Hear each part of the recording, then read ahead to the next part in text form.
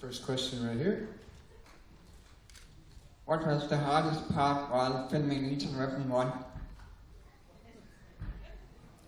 Sometimes my hearing doesn't. What was the hardest part while filming Intervju 1?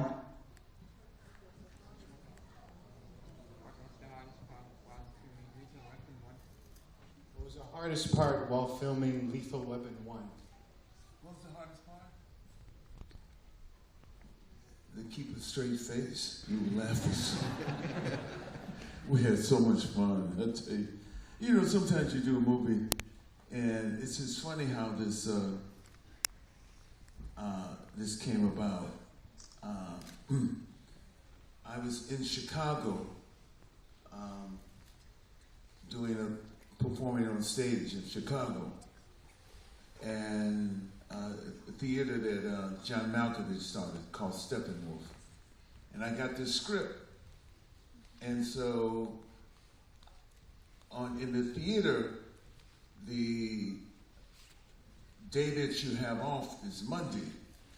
So I flew out Monday, read the script on the plane, met with Mel and the director, and Mark Canton, who was one of the three guys who were part of the Warner Brother heads, you know, the Warner Brothers.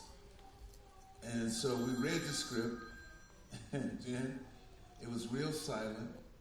And an important woman, Marion Doherty, was there. She's a casting person for Warner Brothers, she was. And so after we read the script, Mel and I, everybody looked at each other and said, let's go make a movie. I had to go back to Chicago and perform Tuesday night. But it was one of those things that you knew something special was happening when you just read the script and found the connection between the two of us. But I think we spent more time just laughing throughout the first time. It was a lot of fun.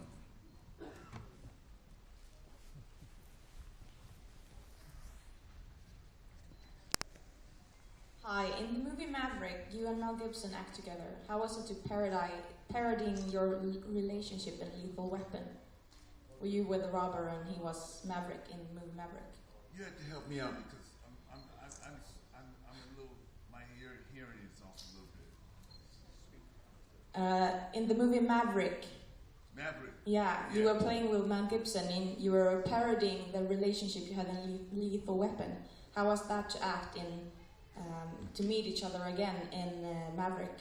Well, it was one of those kind of opportunities you had. The director, Richard Donner, who directed Maverick, was also the director for Lethal Weapon.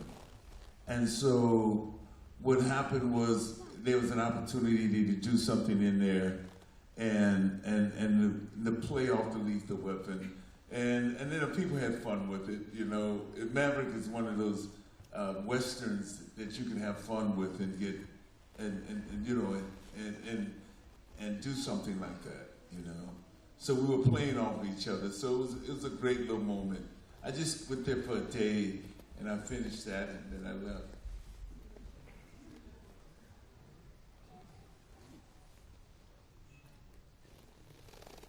Next question.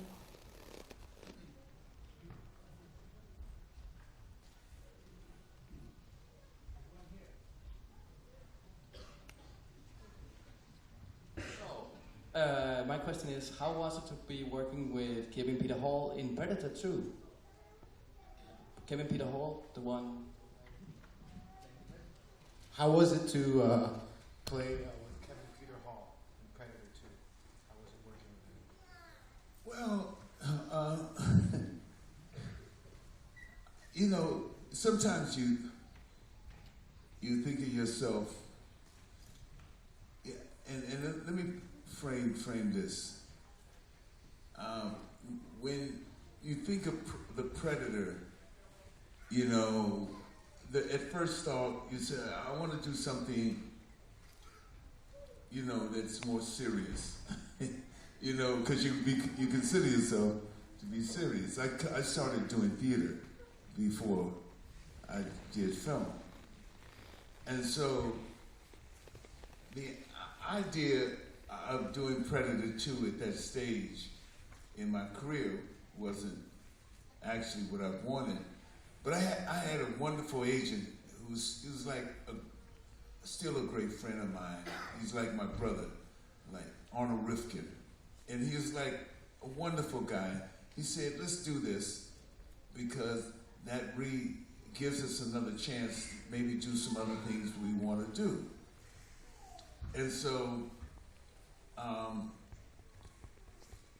didn't try to, I tried to make him just a regular guy who was the toughest guy in his neighborhood.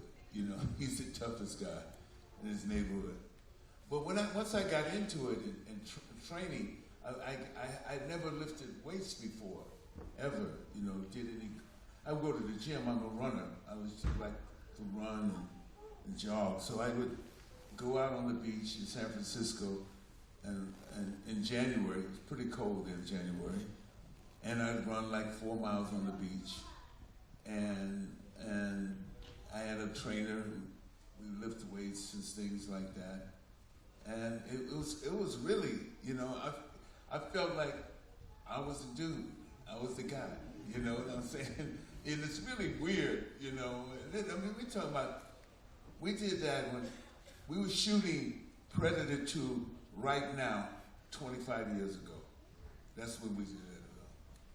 And it was really fun. It was one of the most arduous, the most physically difficult films I'd ever done. Hey, you and Mel Gibson made 4 amazing Lethal Weapon movies. Was there any time that you thought that you should have stopped after the second or the third, where you felt like you made too many, or you should have made more? Was the amount enough? Well, you know, what happens with a film like that? You know, I mean, like Raiders of the Lost Ark, another film, or Die Hard. And I'm glad we did them in a relatively short span of time, because we did them in 12 years. The first one we did in 1986. We started shooting at the 1st of July, 1986. And the last one we did was released in July 1998. So you only have 12 years there, less than 12 years that you have those 4 films out. And I think we had a great deal of fun doing it. Now, I would caution, and there was talk, that was 1986, it's almost 17 years since the last one. And there was always this talk about them doing another one. But to be honest, I'm comfortable with the 4, you know? I mean, look, if somebody said, do a 5, and when they pay you a bunch of money, I'm not gonna be mad at anybody, you know? So, but if they don't happen, it doesn't happen, you know? And I'm comfortable with the 4.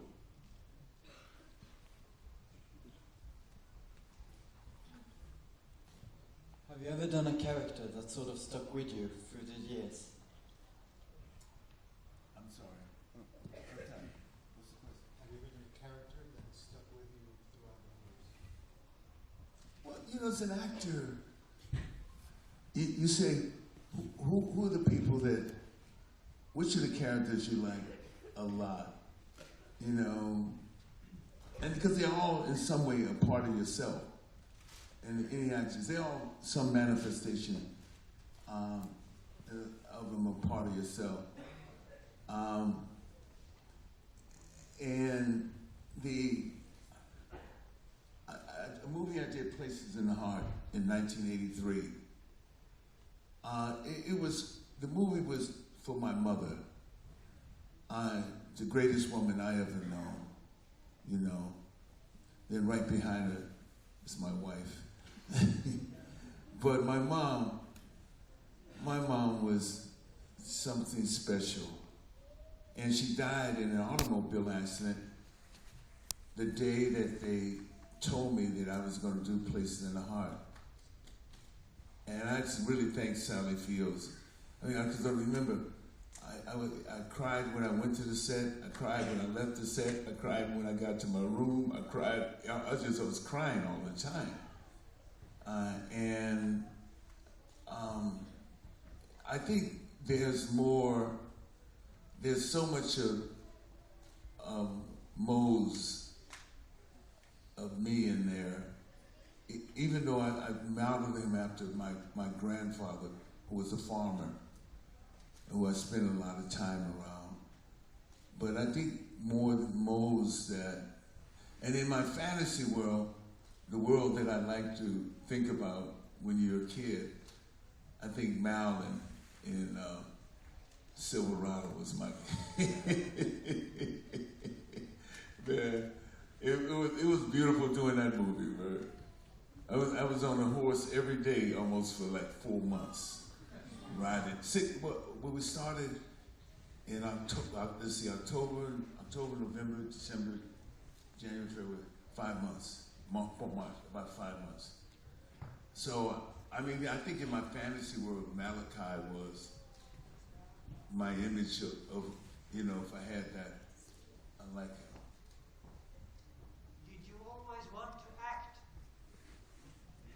Did you always want to act? Did you always want to act? I never was on stage before I was 20 years old. I come at a time in my country where you felt like you had to do something to change the world. And so I'm trained as an economist, and I worked in community development and city government for 6.5 years, from 1971 when I graduated from college through 1977. And I worked there, and for me, it was a fascinating moment in just participatory democracy, community democracy, grassroots democracy. And I met these incredible people who were organic leaders. They didn't have a PhD or anything else, but they were organic leaders. And most of them were women, and most of them were like, like my mother's age, and younger, a little bit younger than my mother. And they were leaders within their community. And it was a fascinating time for me. But I think that impulse or I think the energy of that moment began to dissipate, began to vanish. And I started acting. I started doing improvisation with a friend. And then I ended up in taking some classes which I had never done in 1974, 1975. And then I went to at night when I worked still for this in city government during the day, I went to acting school at night, the American Conservatory Theater. But most of all, I think what happened to me was, and I needed to find a reason for acting. I needed to have it much bigger than myself. So I found this great writer. I didn't find him, he was a great writer. I just happened to find his work. He was a South African writer named Athol Fugard. And most of his plays were two-character plays.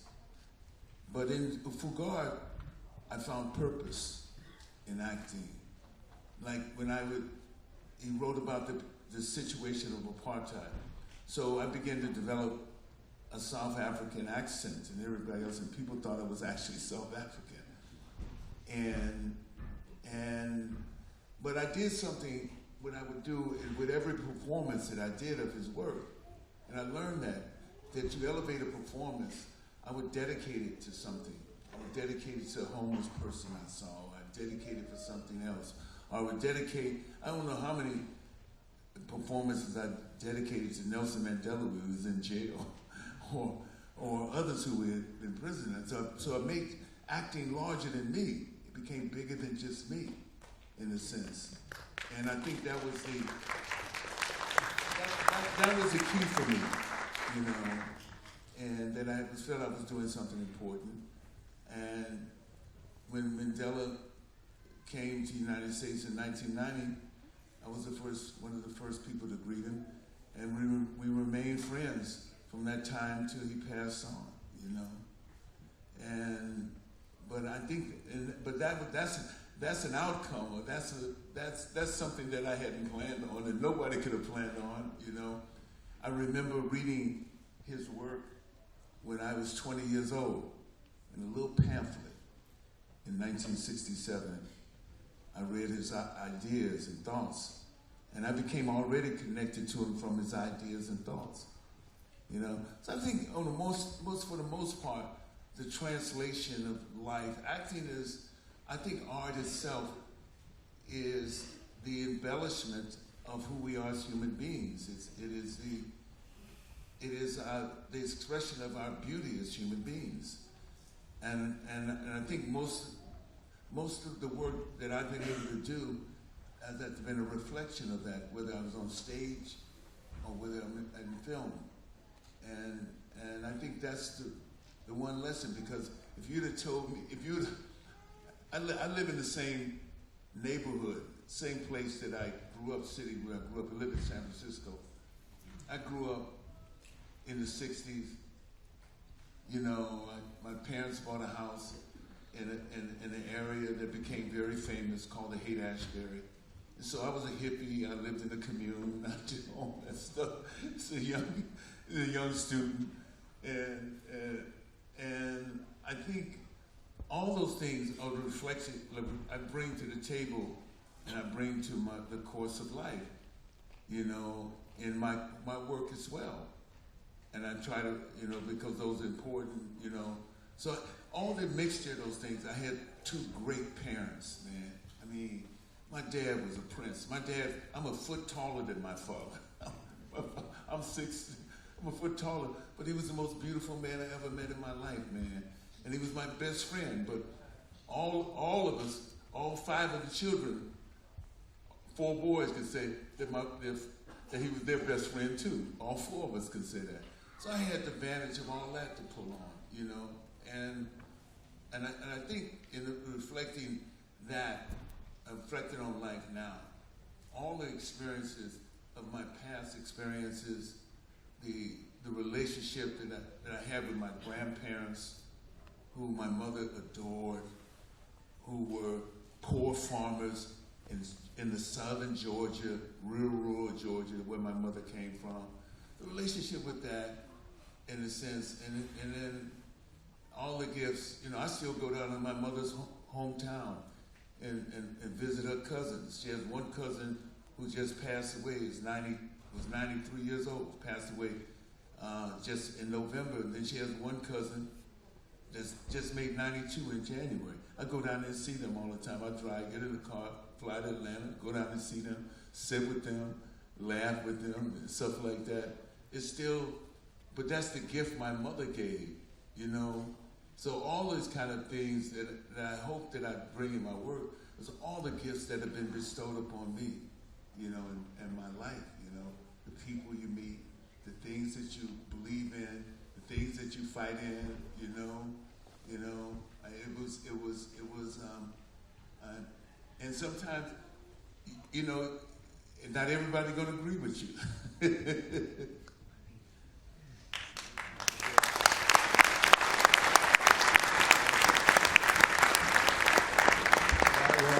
Unfortunately, that's all the time we have. But thank you, Danny, for answering all the questions. And let's give him. That's all the time we have. That's all the time we have.